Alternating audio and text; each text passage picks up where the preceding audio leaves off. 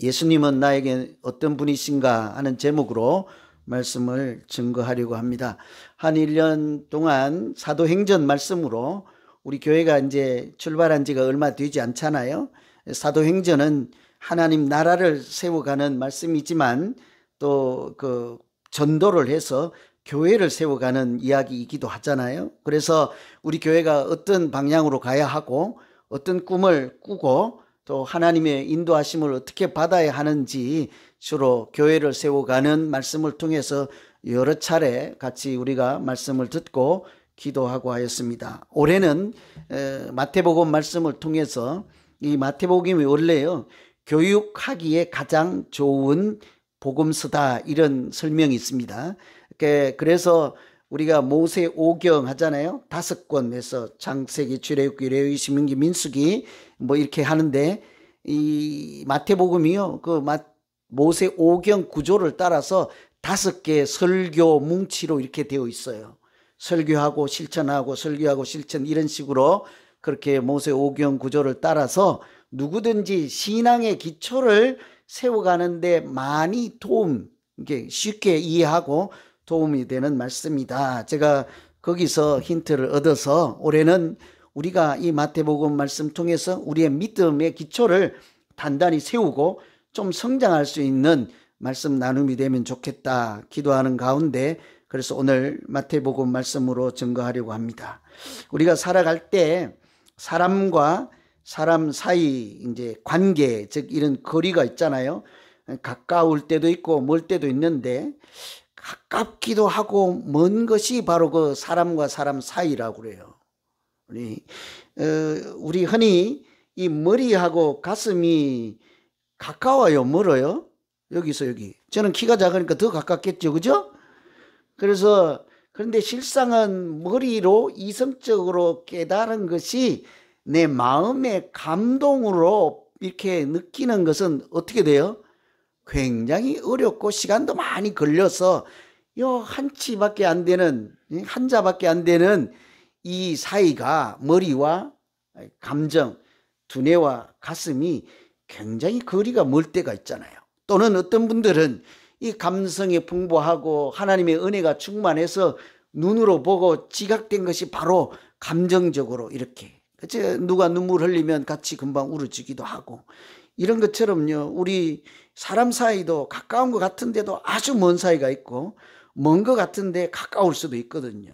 그래서 그 사이가 좋으면 행복하기도 하고 또 그것이 반대로 나쁘면 불행할 수도 있는 것이 사람 사이의 그 거리 또 마음의 거리 사람 사이의 관계라 할 수 있는 것입니다. 그래서 사람 사이가 좋으면요 바로 이웃 사촌처럼 친해지고 친형제 자매보다 더 이렇게 가까이 지낼 수도 있고 실제로 영적인 예수 그리스도 안에서 가족으로 살아갔죠.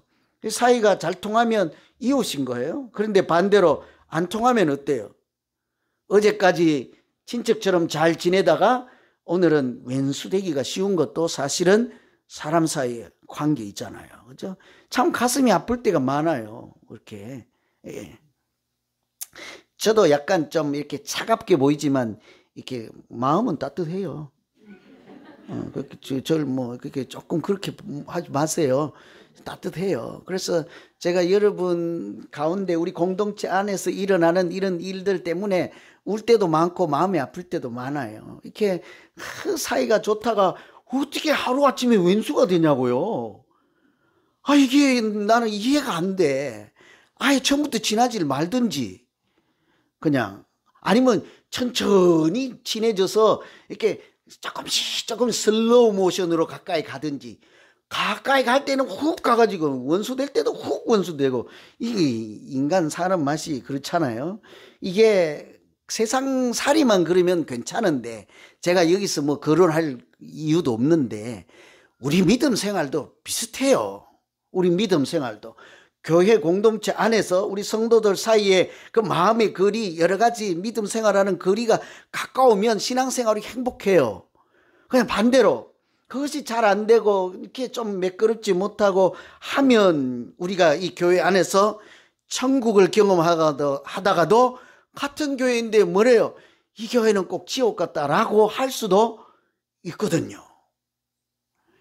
좀 외람되지만 우리 목사님 최고 하다가 어느 날 자고 나니까 아이고 저런 목사님이 세상에도 없다고 완전히 저를 바보 만드는 분들도 가끔 3년에 한 번은 계세요.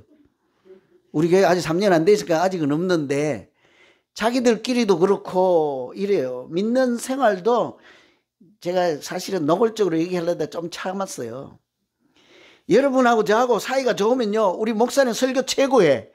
근데 조금 내가 뭐 좀 잘 서운하게 하거나 하잖아요. 자고 나면 귀에 안 들었는데 나쁘대 저런 것도 설교냐고 그러고 그럼 뭐 제가 울고 말죠. 뭐 어떻게 할 거예요. 내 능력이 그거고 하나님이 주신 것을 받은 대로 전해줄 뿐인데 뭐 어쩔 거예요. 제가 코미디언도 아니고 뭐 어쩔 거예요. 그죠? 그래서 기도하는 거예요. 항상 제가 어눌하게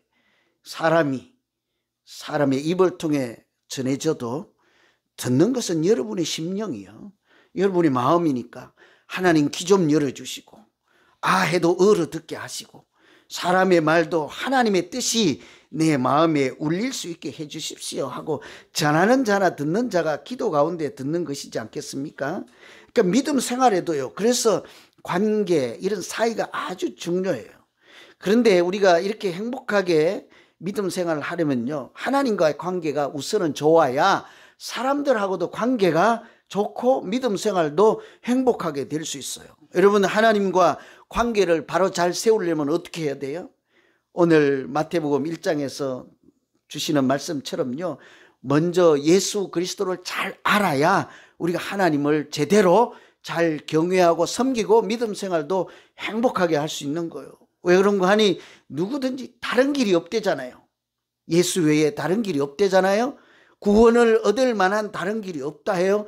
예수님 이외에 우리가 하나님 앞에 나아갈 자가 없느니라 하지 않습니까? 그러니 예수님을 알지 못하고는 하나님과 관계를 좋게 할 수가 없는 거죠. 그래서 올 한해는 이 마태복음 말씀을 통해서 우리가 신앙생활 할 때 예수 그리스도를 잘 알고 이름만 아는 것이 아닙니다. 관계가 좋고 주님과 사이가 좋고 거리도 가깝고 자주 만나고 내가 기도하면 들어주시고 내가 말씀하면 하나님이 들어주시고 그럼도 인도해 주셔서 한 해 동안 우리 모두가 행복한 믿음 생활하는 그런 새해가 되기를 간절히 기원합니다. 그렇게 예수님을 잘 알기 위해서 우리가 어떻게 해야 될까요? 내게 예수님이 어떤 분이신지를 우리 곱씹어 봐야 된다고요. 지금 우리 누군가가 와서 예수님은 어떤 분이십니까? 하면 그냥 1초도 망설이 나 몰라. 목사님 물어봐. 이러시고 말 거예요? 예수 믿는다면서요. 예수 따라가는 것이 제자들의 삶이라면서요. 예수님을 통해야만 하나님과 관계가 좋아진다면서요. 예수님께서 우리에게 영생을 주시는 분이라면서요. 그런데 어떤 분이 와가지고 예수님이 도대체 누구예요? 나는 잘 모르는데 좀 한 번만 알려줄래요? 아니, 나도 몰라. 30년 교회 다녔는데 나는 그냥 이름만 알아. 예수는 이름이야. 몰라 나. 어떤 분인지 몰라. 이렇게 하실래요? 아니면 날마다 주님이 기도할 때마다 말씀해 주시고 은혜를 주시고 성령이 충만케 해 주시고 이렇게 말씀을 읽기만 깨닫게 해 주셔서 예수님 앉아봐. 이거 서서 잠시 얘기할 거 아니야. 하고 내가 만난 예수님을 얼마든지 충분히 소개해 줄 수 있는 그런 믿음 생활을 하실래요? 자명할 거예요. 그죠?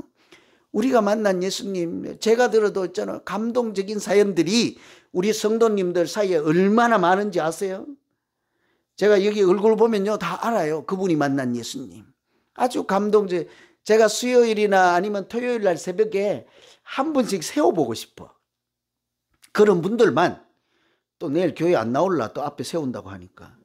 제가 은혜 받아서 알고 있는 그런 분들 중에 자기가 만난 그 은혜를 혼자 간직하고 저만 듣고 넘어가기는 아까운 그런 있어요. 우리 중에도. 그런 것들을 우리 회중 앞에서 나와서 자기 신앙 고백도 하고 은혜를 함께 나눌 수만 있으면 우리도 격려를 받고 위로를 받고 담대한 믿음으로 용기를 낼 수 있지 않겠습니까? 그죠? 여러분 지금 현재 내가 만나고 있는 예수님 어떤 분이세요? 제가 밥 사드릴게 한 분만 좀 알려주실래요? 여러분 얘기를 다 할 수는 없어서 오늘 저는 마태복음 1장의 말씀을 따라 예수님이 누구인가 하는 것을 한번 나눠보려고 하는 거예요. 앞에 보면 우리가 읽진 않았지만 1절부터 17절까지 예수님의 족보가 나오잖아요. 그 첫머리에 이렇게 얘기를 해요. 아브라함과 다윗의 자손 예수 그리스도의 세계라. 이 세계는요, 뭐 지구 플랜 이런 게 아니고요. 그 족보라 이런 얘기예요. 아브라함과 다윗의 자손 예수 그리스도의 족보다 이런 얘기예요. 이 족보를 통해서 무슨 말씀을 하고 싶을까요? 족보를 통해서 우리에게 소개해 주는 예수님은 우리에게 하나님의 언약을 성취해 주신, 이루어 주시는 분이다. 이렇게 마태는 우리에게 예수님을 소개해 주는 거예요. 우리 각자에게 오래전에 하나님이 하셨던 약속을 이루어지게 해 주시는 분이다라는 거예요. 어떻게 하나님이 주신 약속을 한 번도 이루어 주지 않아 가지고 일명도 아멘이 안 나오는지 참 신기하다, 그죠? 여러분, 하나님이 주신 약속을 우리에게 이루어 주시지 않았습니까? 그죠? 제가 좀 들어봐요. 1절에 아브라함과 다윗의 자손 예수 그리스도의 세계를 하잖아요. 왜 하필 수많은 사람들 중에 예수님을 아브라함의 후손이라고 하고 다윗의 후손이라고 하냐고요? 이 아브라함과 다윗의 공통점은 아주 선명한 뚜렷한 잊어먹을 수 없는 하나님의 약속을 이 두 분에게 주셨기 때문이에요. 뭐라고 했습니까? 아브라함에게는 한마디로 하면 천하 만민이 너로 인하여 복을 받게 될 것이라 하는 거예요. 아브라함을 통해서 세계 천하 만민이 복을 받게 될 것이라. 얼마나 큰 약속을 주셨습니까? 구체적으로 하면 그렇잖아요. 내가 너로 큰 민족을 이루게 하고 이름이 장대하게 하고 또 너를 이렇게 저주하는 저주하고 또 축복하는 자는 복을 받게 할 것이라. 그래서 너로 인하여 땅의 모든 족속이 너로 인하여 복을 얻을 것이라 하는 약속을 아브라함에게 하셨잖아요. 그 복을 아브라함에게 주시겠다고 한 복을 오늘 우리가 누리고 있지 않습니까? 그래서 유대인들은 예수 믿지 않는 사람들도요, 아브라함의 후손이라는 것을 아주 자랑스럽게 여겨요. 왜냐하면 자기들의 정체성 뿌리가 아브라함에 있으니까요. 뭐래요? 자기들을 창대하게 하고 민족을 이루게 하고 너희를 저주하면 내가 그놈들을 저주하고 너희를 축복하면 그 사람들을 내가 이렇게 축복을 할 것이며 너희로 인하여 많은 사람들이 복을 받게 할 것이라 하니까 얼마나 뿌듯해요. 얼마나 가슴이 벅차요. 그러니까 자기들의 뿌리가 아브라함에게 있다는 거예요. 그래서 나는 아브라함의 후손이야 하면 저절로 이렇게 어깨가 힘이 들어가고 가슴이 펴지는 거죠. 그런데 우리가 성경을 조금만 알면 아브라함을 통해서 천하 만민이 복을 받았습니까? 성경을 읽어보면 창세기에 아브라함의 아들이 몇 명이죠? 딸랑 한 명이잖아. 적자는 이삭 한 명이잖아요. 아브라함이 이삭 하나를 낳고 그 자기 생명을 다 하고 하나님이 주신 시간 다 하고 그냥 죽었는데 어떻게 한 명 갖고 지구를 바꾸냐고요. 한 명이 이 땅의 모든 사람들에게 복을 어떻게 나누어 줄 수 있겠냐고요. 좀 넉넉하게 봐도 후처에서 생산된 이스마엘 한 명 더 추가해도 두 명이 어떻게 하겠냐고요. 그래서 사실은 하나님이 아브라함에 주신 약속은 너 다음 세대 아들인 이삭을 통해서 내가 지구를 바꾸겠다는 것이 아니라 세월이 많이 지나서 오늘 마태복음에처럼 아브라함의 후손으로 오시고 메시아이신 예수 그리스도를 통해서 이 땅에 많은 사람들이 하나님의 자녀가 되는 복을 누리게 하시겠다는 약속인 줄로 믿습니다. 그러니 예수 그리스도의 십자가의 은혜를 통해서 오늘날 이 세상에 얼마나 많은 사람들이 자기가 하나님의 형상을 가진 자이고 하나님의 아들, 딸인 것을 알게 되지 않았습니까? 우리부터 그래서 예수 그리스도를 이렇게 따라 그 은혜로 살고 있잖아요. 그런 차원에서 보면요, 예수님은 우리 각자에게 누구십니까?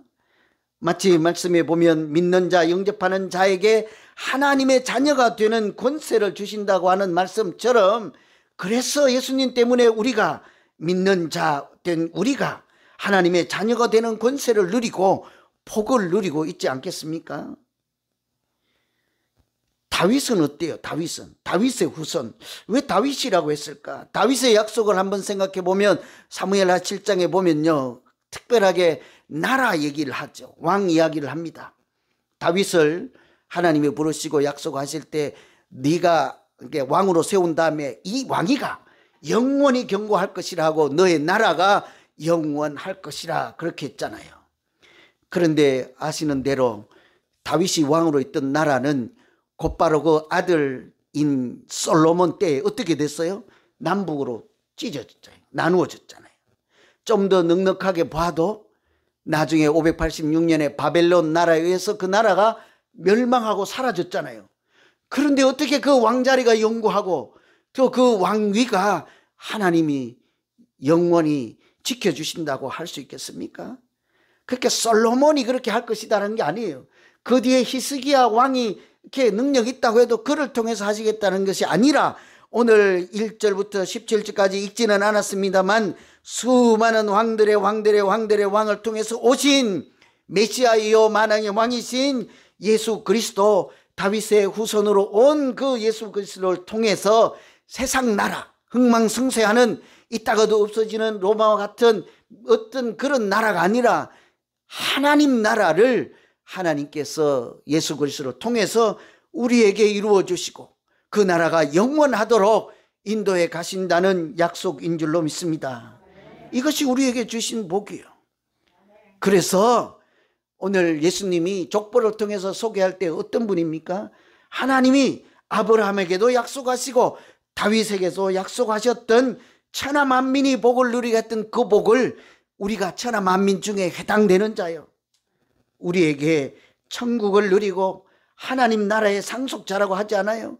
그런 복을 우리에게 주셨으므로 예수 그리스도를 통해서 주시는 하나님의 그 신령한 복, 자녀로 살아가는 복, 하나님의 은혜로 살아가는 복을 누리며 행복하게 신앙생활하는 우리 모두 되기를 간절히 소망합니다. 예수님이 누구인가를 스스로 잘 묻고 답하고 그 주님 따라갈 때 행복한 신앙생활을 틀림없이 하게 하나님이 도우시고 인도해 주실 것입니다. 두 번째, 오늘 1장에서 예수님을 어떻게 소개하는가 하면, 족보라는 것이 사람을 소개하는 방법이잖아요. 그죠? 근데 보통 우리는 누가 물으면 어떻게 소개해요? 제가 요즘 난감할 때가 있어요. 어디 소개할 자리에 가서 내가 예수 사랑 비전교회 목사인데요. 그러면 알았어. 이러면 좋은데 어디 있어요? 그래요. 한국에서 왔어요. 그때마다 내가 좀 좌절해. 반대로요. 나 영락교회 목사예요. 이러면 뭐라 그래요? 아, 그래요? 이럴 거 아니야. 근데 나는 아직 예수사랑 비전교회 담임 목사야. 그래도 알았어. 어디 있는데? 몰라. 이런 표정이야. 우리요, 교회뿐만 아니라 우리 서로 소개할 때 어떻게 소개해요? 당신 누구요? 그럼 뭐라 그래요? 이름부터 되잖아요. 나는 우리 아버지가 어떻게 살라고 이름 주어주고 어디에서 이렇게 온 누구 올시다 그러지 않습니까? 예수님을 마태가 우리에게 소개할 때도 똑같이 하는 거예요. 오늘 마태복음 1장에 예수님을 뭐라고 해요? 21절에 아들을 낳으려니 그 이름을 뭐래요? 예수라 하라는 거죠. 그래서 그냥 이름 예수, 이게 무슨 뜻인부터 잘 알고 어떤 분으로 이렇게 예수라고 소개했는지를 좀 알아야 우리가 예수를 제대로 믿지 않겠습니까? 이름을 통해서 알려주신 예수님은 나를 구원해 주신 하나님의 아들입니다. 이런 뜻이잖아요. 여러분, 예수님이 우리 각자에게 누구입니까? 나를 불쌍히 여기시고 나를 구원해 주신, 하나님이 나를 사랑해서 보내주신 하나님의 아들인 줄로 믿습니다. 그러니 우리가 이 거룩한 시간을 구별하고 또 하나님 앞에 예배 드리는 자로 그렇게 살아가고 있잖아요. 아들을 낳으리니 그 이름을 예수라 할 때 그 예수는요, 구약 성경에 나오는 여호수아랑 같은 말이에요. 히브리어로는 여호수아예요. 그것을 신약 성경이 기록된 헬라어로 하면 예수스예요. 라틴어도 예수스 똑같아요. 여러분 예수를 영어로 뭐래요? 영어로? 왜 미국 살면서 또 한국말만 하시려고 그래요? 영어로 뭐예요? Jesus Love Vision Church. 우리도 그래서 예수 사랑 지저스 들어있잖아요. 그죠? 지저스가 예수스와 똑같은 말이에요. 여호수아라 같은 말이에요. 뜻은 무엇입니까? 하나님은 구원이다 이런 뜻이요. 하나님은 구원이시다. 여호와는 구원이시다. 그 예수라는 말은 여호와 하나님이라는 말과 구원이라는 말이 합쳐져서 지은 이름이 예수라는 말이에요. 그러니 우리를 만나주러 오신 예수라는 하나님의 아들은 어떤 분이라고? 나를 사랑하시고 구원해 주시는 분. 그래서 21절에 뒷부분에 가면 그렇잖아요. 이 아들을 낳으니 이름을 예수라 하라. 이는 그가 자기 백성을 그들의 죄에서 구원할 자이심이라 그러잖아요. 예수님이 다 몰라도 사람들이 물을 때 나를 구원해 주신 하나님이십니다. 이렇게 우리가 말할 수 있어야 되지 않겠어요? 근데 우리 30년 다닌 권사님들, 50년 다닌 권사님들이 마켓에서 이제 교회 올까 말까 하고 망설이는 어떤 분이 예수가 누구요? 그러니까 아니 나 몰라. 목사님에게 전화해봐. 이 절단 난다고.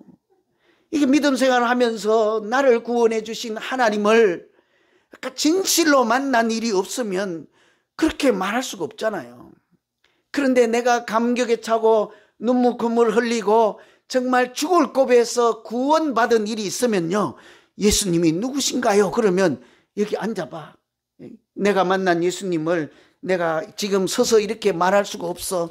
여기 앉아봐 하고 자기가 그때 죽을 고비에 절망에 있을 때 흑암의 땅에 방황할 때 구원해 주시고 은혜를 베풀어 주셨던 그 예수님 이야기를 하지 않겠습니까? 저는 우리 각자가요, 내가 들려줄 예수 이야기가 있는 그런 살아있는 믿음 생활 되기를 간절히 기원하고 소망합니다. 제가 밥 사드릴 테니까 하루만 좀 개인적으로 만나실래요? 그럼 뭐 서로 이렇게 시기 질투하는 얘기 말고 예수님 이야기가 듣고 싶어요. 여러분 만나신 예수님. 그 예수님은 우리를 구원해 주셨을 뿐만 아니라 지금도 우리와 함께 하시고 앞으로도 함께 하실 줄로 믿습니다. 그래서 마태복음 1장은 아들을 낳으니 이름을 예수라 하고 끝내지 않고 아들을 낳으니 그 이름을 두 번째 이름으로 그를 임마누엘이라 하리라, 이렇게 두 번째 이름을 주셨잖아요. 임마누엘 뜻이 뭐죠?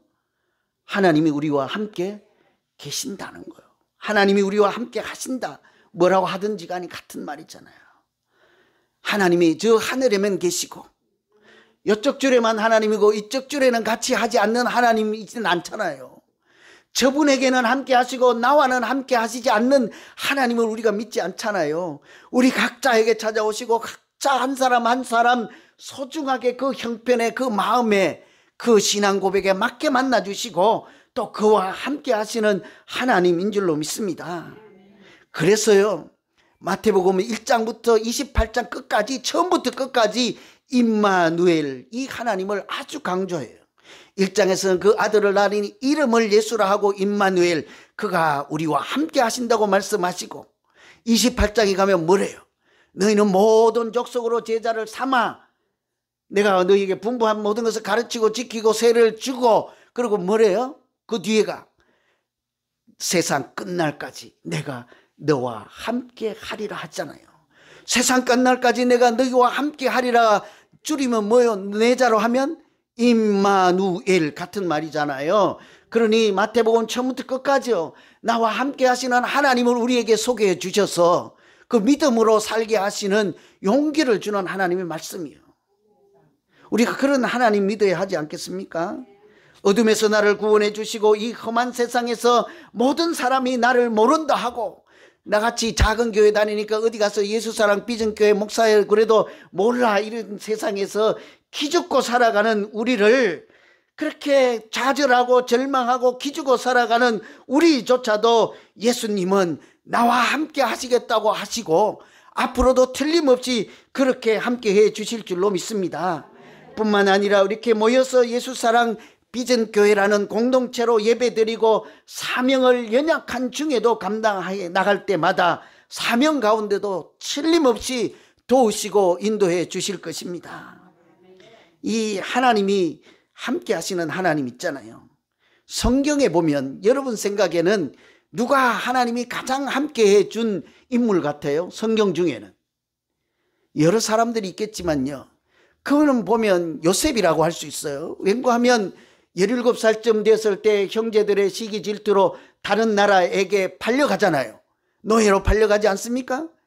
그 얼마나 인생이 기구해. 감옥살이하고 누명도 쓰고. 그런데 그 따라다니는 한 단어가 있어요. 하나님이 함께 하신다. 하나님이 함께 하신다. 감옥에 있을 때도 함께 하신다. 종으로 팔려가는데도 함께 하신다. 종리로 있을 때도 함께 하신다. 결과는 어때요? 그가 형통하였더라. 형통하였더라. 대표적인 사람이 요셉이라 할 수 있어요. 그런데 성경에 나온 사람이니까 뭐 그렇게 얘기할까 봐요. 제가 고민하는데 아무래도 하나님이 함께 한 사람을 얼른 내가 생각이 안 나는 거예요. 제 이야기를 좀 할까 그때 또 잘났다고 그럴까 봐 그것도 안 되겠고, 또 내가 어떤 분 최근에 들은 이야기가 있는데 그분 하면은 또 그분이 또 다 알려지잖아요. 그죠?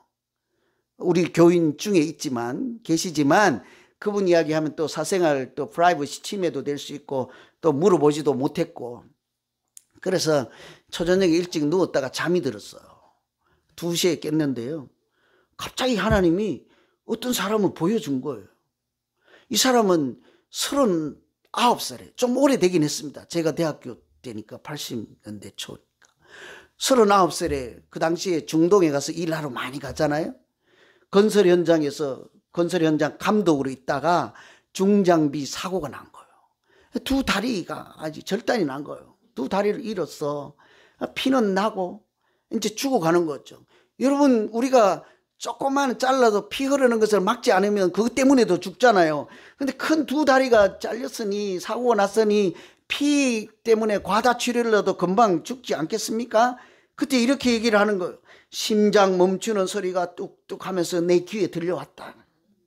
손은 파랗게 되고 힘이 없어서 뼈마디가 다 노곤하고 내가 정신을 차리려고 해도 도저히 정신을 차릴 수도 없고, 간호사 한 명, 의사 한 명이 옆에 앉아서 이름도 모르는 도시로 막 쏜살같이 달려가는 앰뷸런스 안에 있었어요. 뭐 하겠어요? 뭐 하겠습니까? 자기가 죽어가는데. 제가 장담하는데요, 죽어가는 순간은 반드시 하나님을 찾습니다. 교회 다니고 어디든 아무 관계 없어요. 부자고 뭐고 어떻게 신앙생활은 아무 관계 없어요. 제가 임종하는 분들 마지막 1초 남은 순간에 가면 누구든지 찾습니다. 안 되면요, 가족까지 다 내보내요. 나랑 둘이 있을 때 물어요. 목사님, 지금이라도 괜찮을까요? 뭐가요? 하나님을 찾으면. 이분이 그렇게 돌아가시는데 이제 병원의 응급실에 실려가면서 뭘 하겠어요? 기도하지. 어떻게 살았든 믿음 생활을 했든 주님 불쌍히 여겨주시고 나 좀 기억해 주시고 살려주세요. 나는 가난하게 살았습니다. 고생하게 하며 살았습니다. 내가 이 머나먼 나라에 와서 지금 죽으면 저 멀리 있는 가족은 어떻게 하라고요? 하나님 정말 계십니까? 하나님 계시기나 합니까? 살아 계신다면 내 이 마지막 기도를 좀 들어주세요. 살려만 주시면 불 속에라도 들어가서 주님 위해서 살겠습니다. 여러분 생각나요? 오래전에 불 속에라도 들어가서 그 찬양 있잖아요. 그 가사를 쓰신 분이에요. 그래서 간신히 살아났어요. 그렇게 기도할 때 자기가 영적인 체험을 하는 거예요. 살려만 주시면 불 속에라도 들어가서 주 위에 살겠습니다 하는 순간 갑자기 자기 몸이 뜨거워지고 누군가가 그 가슴을 눌러드려요. 그리고 자기를 안고 있어서 보니 성경에서 나타나셨던 그분이었습니다. 죽은 자도 살리시고 병든 자도 낫게 하시고 나병한 자도 만나주시고 다 모른다고 내치는 그런 소외된 가난한 사람들도 만나주셨던 그분이 앞에 있는 것뿐만 아니라 자기를 안고 있어서 하시는 말씀이 두려워하지 말라, 놀라지 말라, 내가 너를 구원하리니 평안하라. 목숨을 건진 거지요. 하나님이 살려주신 것이지 않겠습니까? 그러니까요, 조금 전까지 뭐래요? 살려주세요 하다가요, 이 양반이 죽어가면서 마음이 바뀌었어요. 하나님, 나 이제 죽어도 괜찮아요. 하나님을 만나면 얼마나 긴 세월을 더 살까가 문제가 아니라 바로 이렇게 된다니까요. 그만 살아도 괜찮아요. 그만 돈 벌어도 괜찮아요. 다 필요 없어요. 하나님 한 분만 있으면 돼요. 하나님, 죽어도 괜찮아요. 감사합니다. 그러나 하나님이 죽이지 않고 살려주었어요.